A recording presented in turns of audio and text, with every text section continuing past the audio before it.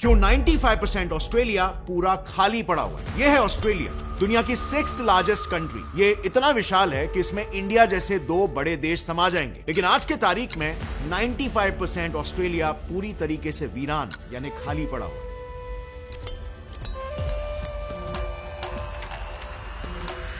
आप इस मैप को जरा देखिए, जहां जहां पर भी आपको ये येलो डॉट्स नजर आ रहे हैं ना, बस वहीं पर ऑस्ट्रेलिया के लोग रहते हैं। मतलब ऑस्ट्रेलिया की 90% पॉपुलेशन सिर्फ और सिर्फ उसके 0.22% एरिया में ही केंद्रित है, विच मीन्स 1% से भी कम एरिया में, यानी मेजरली सिर्फ इन 5 शहरों में ही, सिडनी, ब्रिस्बेन, पर्थ, एडिलेड और Melbourne. In fact north, south, east, west, इन चारों बॉर्डर्स से आप जितना अंदर की तरफ जाते चले जाओगे ना, आपके जिंदा रहने के चांसेस उतने ही ज्यादा घटते चले जाते हैं ऑस्ट्रेलिया में। अब ऐसा क्यों होता है, इसके पीछे एक बहुत ही इंटरेस्टिंग रीजन है जिसे हम आगे समझेंगे, लेकिन इन माय ओपिनियन ये ऑस्ट्रेलिया को एक बहुत ही मिस्टीरियस कंट्री बनाता है। सच बात तो यह है कि 95% ऑस्ट्रेलिया खाली क्यों पड़ा है, इसके पीछे एक बहुत ही दर्दनाक रीजन है जो कि इतिहास ने हम इंडियन से भी छुपाने की कोशिश की, और हम इंडियंस के साथ बाकी के दुनिया वासियों के साथ भी। देखो, हम सब जानते हैं कि ऑस्ट्रेलिया में ओरिजिनली जो लोग रहा करते थे वो एबोरिजिनीज थे, एबोरिजिनल्स ओरिजिनली। लेकिन आज अगर आप देखोगे तो पूरे के पूरे ऑस्ट्रेलिया में ऑलमोस्ट सिर्फ व्हाइट्स ही रहते हैं। सो आखिर इन एबोरिजिनल्स के साथ ऐसा क्या हुआ? वेल, हम सब ने ये जरूर सुना होगा कि ब्रिटिशर्स ने इंडियंस का क्या हाल किया था, कैसे ब्रिटिश रूल में लाखों इंडियंस मारे गए थे, उन्हें टॉर्चर किया गया, एक्सप्लॉइट किया गया। लेकिन हमें यह कभी नहीं पढ़ाया गया कि यही सो कॉल्ड सिविलाइज्ड ब्रिटिशर्स ने एबोरिजिनल्स का क्या हाल किया, किस लेवल पर एबोरिजिनीज का जेनोसाइड करवाया गया, मैस परसिक्यूशन करवाया गया। यह ऑस्ट्रेलियन हिस्ट्री का एक काफी डार्क फेज था जो कहीं ना कहीं दुनिया से एक तरह से छुपाया गया। लेकिन इसे समझने के लिए हमें इस कहानी की शुरुआत सन 1606 से करनी होगी, जब ऑस्ट्रेलिया पहली बार डिस्कवर हुआ। सो जैसे हमने जाना था, ऑस्ट्रेलिया के ओरिजिनल इनहैबिटेंट्स एबोरिजिनल्स और टॉरेस स्ट्रेट आइलैंडर्स थे। कॉलोनाइजर्स के ऑस्ट्रेलिया की खोज करने से पहले ये जंगलों में रहा करते, वहीं पर शिकार करके खाना पीना खाया करते थे, दवा और हथियारों का भी इंतजाम वहीं से किया करते थे। इनके कल्चर की एक यूनिक बात थी कि अपने जमीन को पैसे के दम पर नहीं तोलते थे, यानी ये खुद को अपने जमीन का मालिक नहीं मानते थे, और इसीलिए इनके कल्चर में लैंड फेंसिंग का कोई कॉन्सेप्ट ही नहीं था। वहीं पर दूसरी तरफ 17वीं सेंचुरी वो दौर था जब पूरे दुनिया में यूरोपियंस ट्रेडिंग के नाम पर न्यू लैंड रिसोर्सेज को एक्सप्लॉइट करने के लिए एक्सप्लोरेशंस कर रहे थे, और इसी दौरान इसी मकसद के लिए इंडिया, अफ्रीका और यूएसए की भी खोज हुई थी। इसी बीच 26 जनवरी 1788 को कुछ ब्रिटिशर्स बॉटनी बे, जो एरिया मॉडर्न डे सिडनी में है, वहां पर लैंड किए। और जैसे ही उन्हें ऑस्ट्रेलिया के इस कल्चर के बारे में मालूम पड़ा कि यहां पर कोई भी अपना लैंड ओन नहीं करता, उन्हें इस जमीन में एक बहुत अच्छी अपॉर्चुनिटी दिखी। इनफैक्ट उन्होंने अपने इस न्यूली डिस्कवर्ड लैंड को एक नया नाम भी दे दिया, टेरा नोलियस, यानी कि एक ऐसा लैंड जिसका कोई राजा नहीं है। अब इनिशियली ऑस्ट्रेलिया के लोगों ने भी ब्रिटिशर्स का काफी फ्रेंडली वेलकम किया, पर ये अकेले बिल्कुल भी नहीं थे। ये अपने साथ अपने देश के क्रिमिनल्स यानी कि चोर, डकैत, खूनी और बलात्कारियों को लेकर आए थे, और उनका फंडामेंटल मकसद बस यही था, ऑस्ट्रेलिया को ब्रिटेन की एक पीनल कॉलोनी बनाना। पीनल कॉलोनी बेसिकली एक ऐसी जगह होती है जहां पर सरकार अपराधियों को सजा के तौर पर भेजती है और वहां पर उनसे मजदूरी वगैरह कराती है। जैसे फॉर एग्जांपल इंडिया में ब्रिटिशर्स ने काला पानी बनाया।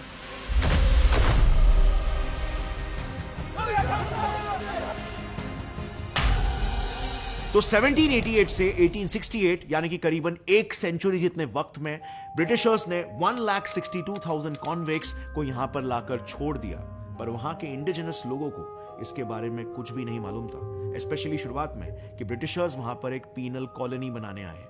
और उन्हें पता चलता भी कैसे? ब्रिटिशर्स ने उन्हें बहलाया फुसलाया, उन्हें तरक्की के सपने दिखाए, और उनकी परमिशन लेकर शुरुआत में उन्होंने वहां पर बस थोड़े से लैंड की ही बात की और उसे ही सिक्योर किया। ब्रिटिशर्स बेसिकली अपना एक बेस बनाना चाहते थे, जैसे इंडिया में उन्होंने ईस्ट इंडिया कंपनी के थ्रू किया। अब ब्रिटिशर्स के ऑस्ट्रेलिया आने से 2 चीजें हुई। पहली तो ये कि ये अपने साथ जानलेवा बीमारियां लेके आए, वो बीमारियां जिनसे अब तक ये सेक्लूडेड नेटिव ऑस्ट्रेलियंस बिल्कुल भी इम्यून नहीं थे, जैसे for example flash bronchitis, measles, scarlet fever, chicken pox, small pox और वूपिंग कफ। ये सारी बीमारियां पहले ऑस्ट्रेलियन लैंड में बिल्कुल भी मौजूद नहीं थी, और इसीलिए लोगों की इम्यूनिटी डेवलप नहीं हुई थी, और इस वजह से ये तेजी से फैलने लग गई। कि सिडनी में साल भर के अंदर ही 50% पॉपुलेशन स्मॉल पॉक्स जैसी बीमारी से मारी गई। सेम हाल था पोर्ट फिलिप एरिया का भी, वहां भी 50% पॉपुलेशन रातों रात वाइप आउट हो गई बीमारी की वजह से, और ईयर आफ्टर ईयर ये बीमारियां लोगों की जान लेते चली गई। लेकिन सबसे हैरानी की बात यह है, कितना सब होते देख ब्रिटिशर्स जिनके वजह से ये बीमारी आई थी, उन्होंने उस बीमारी का इलाज उनके पास था, फिर भी वो इलाज लोगों तक नहीं पहुंचाया। उन्होंने मोस्टली सभी लोगों को मरने के लिए छोड़ दिया। इनफैक्ट अगर आपको याद है तो ऐसी ही सेम चीज इंडियंस के साथ भी हुई थी। 1900s में जब इंडिया में कॉलेरा, स्मॉल पॉक्स और मलेरिया जैसी बीमारियां फैली थी, हमारे देश में 30 लाख से ज्यादा लोगों की जानें गई थी। ब्रिटिशर्स को इन बीमारियों का इलाज, वैक्सीन तक मिल चुका था, लेकिन उन्होंने एक बार भी इंडियंस का इलाज नहीं किया और उन्हें बस मरने के लिए छोड़ दिया। और बस यही हाल सेम ऑस्ट्रेलियन इंडिजिनस लोगों के साथ भी हुआ। दूसरी चीज, जैसे मैंने बताया था, शुरुआत में तो ब्रिटिशर्स ने सिर्फ थोड़ा सा ही लैंड लिया था, लेकिन फिर धीरे धीरे ऑस्ट्रेलिया की जमीनें हड़पने के लिए इन्होंने फेंसिंग करना शुरू कर दिया। बस कुछ ही समय में ये लोग करन डे, होबार्ट, मेलबर्न और ब्रिस्बेन में फैल गए। और जैसे जैसे फेंसिंग बढ़ी, ऑस्ट्रेलिया के इंडिजिनस लोगों के विल से होने वाले काम अब उन पर फोर्सफुली थोपे जाने लगे। जिन एरियाज में अंग्रेजों ने फेंसिंग की थी, वहां पर ऑस्ट्रेलियंस के शिकार करने, वहां का साफ पानी इस्तेमाल करने और वहां से खाने की चीजें लेने पर पाबंदी लगा दी गई। यूं समझ लो बस कुछ ही सालों में वहां के लोगों पर अंग्रेजों ने राज करना शुरू कर दिया था। वो ऑस्ट्रेलियंस की जमीनों पर उन्हीं से खेतों में जबरदस्ती मजदूरी करवाने लगे और उनके लाचार बीवी और बच्चों का रेप किया करते। हद तो तब पार हो गई जब इन्होंने प्रेग्नेंट औरतों से तक काम करवाना शुरू कर दिया था। वो उन्हें जबरदस्ती गहरे समुद्र में भेजा करते और उनसे मोतियां चुनवाते थे। इन्हें ना उन औरतों की परवाह थी और ना ही उनके होने वाले बच्चों की। धीरे धीरे ये अत्याचार इतना बढ़ गया कि 1795 में ऑस्ट्रेलिया के लोगों ने बगावत कर दी। इनके बीच एक जंग शुरू हो गया जो आने वाले 100 सालों तक चलता रहा। इसके बीच में कई छोटे बड़े वॉर्स भी लड़े गए। अब यूं तो सभी जंगें हमेशा तबाही लाने के लिए ही जानी जाती है, पर ऑस्ट्रेलिया की इस लंबी वॉर ने ऐसी तबाही मचाई कि वहां की 90% पॉपुलेशन एक झटके में खत्म हो गई। यस, 3 से 7.5 लाख की पॉपुलेशन साल 1900 आने तक सिर्फ और सिर्फ 30,000 से 75,000 तक ही बाकी रह गई थी, क्योंकि लाखों की तादाद में वहां के नेटिव ऑस्ट्रेलियंस मारे जा रहे थे। और ये पॉपुलेशन ड्रॉप सिर्फ ऑस्ट्रेलिया के इंडिजिनस लोगों का ही था। एक्चुअली में ऑस्ट्रेलिया की खोज के बाद से ही, यानी पिछले 3 सेंचुरीज में, वहां पर ट्रेड करने के लिए कई और देशों के लोग आए, जैसे जर्मन्स, चाइनीज और इवन जापानीज भी। और इन सब के इनफ्लक्स की वजह से वहां का पॉपुलेशन 50 लाख तो था, लेकिन बस उस पॉपुलेशन में से इंडिजिनस ऑस्ट्रेलियंस ऑलमोस्ट 90% खत्म हो चुके थे। पर अंग्रेज यहां पर भी नहीं रुके। उन्होंने जल्दी इस रही सही पॉपुलेशन को भी खत्म करने का रास्ता ढूंढ निकाला, और वो तरकीब थी वर्ल्ड वॉर में इन्हें भेजना, जिसमें ब्रिटिशर्स ने ऑस्ट्रेलिया के लोगों को और अपने देश से लाए हुए कन्विक्ट्स और उनके परिवारों को ढकेल दिया। 1914 वर्ल्ड वॉर 1 में ब्रिटिशर्स ने हर 5 में से एक इंसान को यूरोप लड़ने के लिए भेजा। ऑस्ट्रेलिया की एक reputed website Australia war memorial का डेटा ये बताता है कि इस वॉर में ब्रिटिशर्स ने 18 से 44 इयर्स के बीच के 4,16,809 आदमियों को जंग के लिए भेजा, लेकिन इसमें से 40% आदमी वापस नहीं लौटे। सो ऑस्ट्रेलिया की मेल पॉपुलेशन ऑलरेडी डिक्लाइन पर थी। कितने में 1942 में एक बार फिर से इनका इन्वॉल्वमेंट स्टार्ट हो गया वर्ल्ड वॉर 2 में भी। इस जंग में भी क्योंकि ऑस्ट्रेलिया ब्रिटेन की ही एक कॉलोनी बन गई थी और ब्रिटेन के साइड से लड़ रही थी, तो अगेन काफी सारे ऑस्ट्रेलियंस यहाँ पर भी मारे गए। ऑस्ट्रेलिया पर इवन काफी सारे एयर अटैक्स भी हुए। इनफैक्ट 1942 से 43 के बीच में तो जापान ने ऑस्ट्रेलिया के नॉर्दर्न पार्ट्स में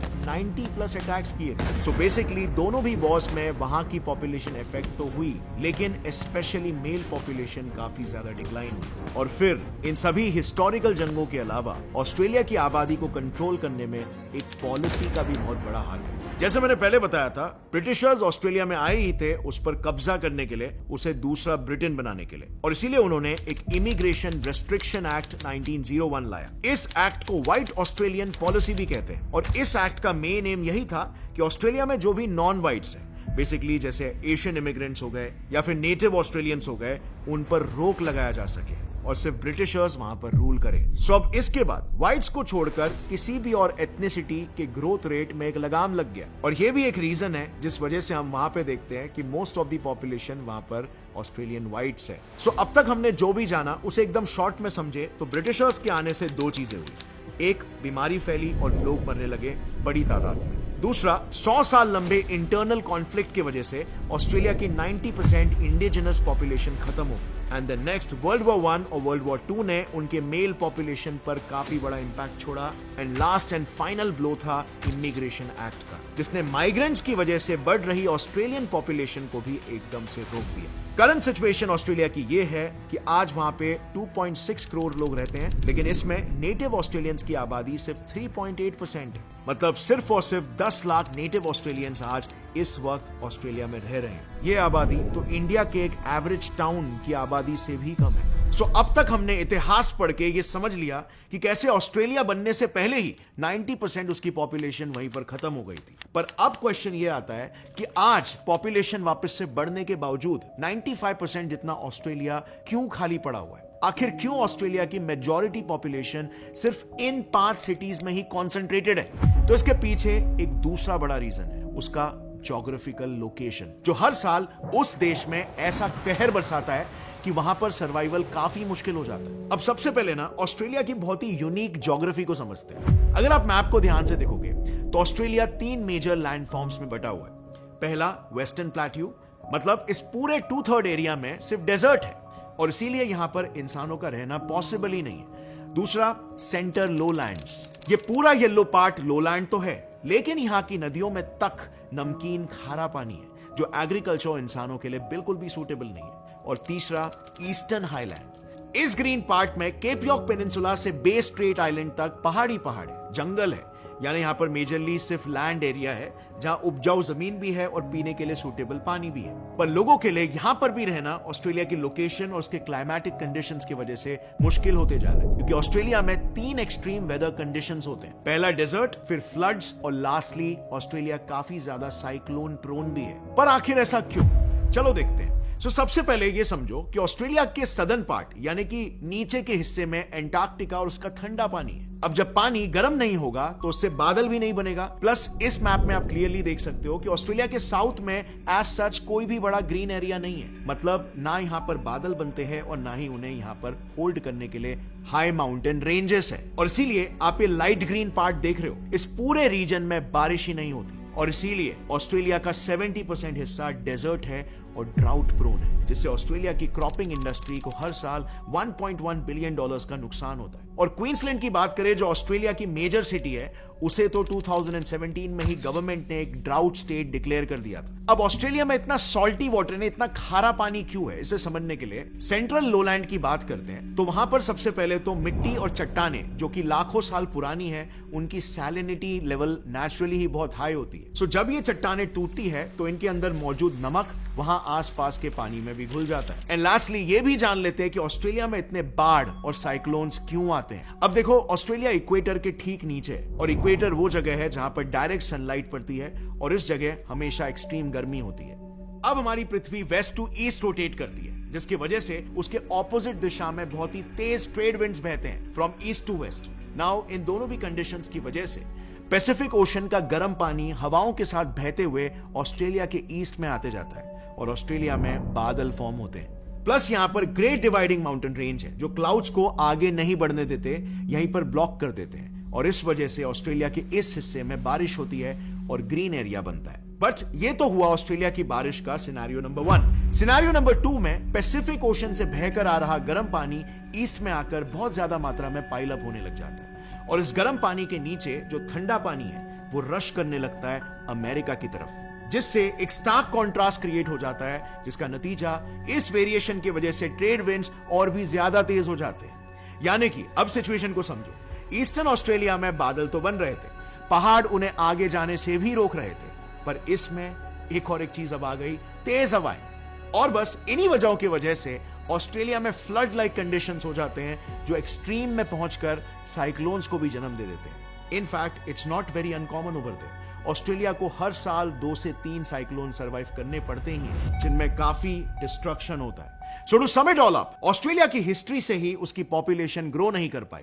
आज जो पॉपुलेशन वहां पर है उसके लिए भी ऑस्ट्रेलिया के एक्सट्रीम क्लाइमेट कंडीशंस को सरवाइव करना मुश्किल हो रहा है। प्लस ऑस्ट्रेलिया की ज्योग्राफी तीसरा मेजर फैक्टर। जैसे हमने देखा ऑस्ट्रेलिया के बाकी पार्ट्स में ह्यूमन सर्वाइवल कितना ज्यादा मुश्किल है और इसीलिए वहां की मेजॉरिटी पॉपुलेशन सिर्फ कुछ ही एरियाज में कॉन्सेंट्रेटेड है। सो बस यही है फ्रेंड्स ऑस्ट्रेलिया के 95% खाली होने के पीछे की पूरी कहानी।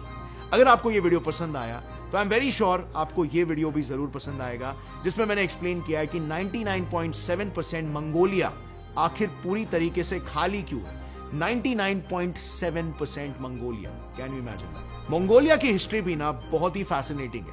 यहां पर सिर्फ और सिर्फ एक धर्म की वजह से, बुद्धिज्म की वजह से उनकी आधी से ज्यादा पॉपुलेशन खत्म हो गई थी। क्या आपको पता है कैसे? वेल, आप यहां पर क्लिक करके उस वीडियो को देख सकते हो। सी यू नेक्स्ट टाइम, तब तक के लिए टेक केयर, जय हिंद।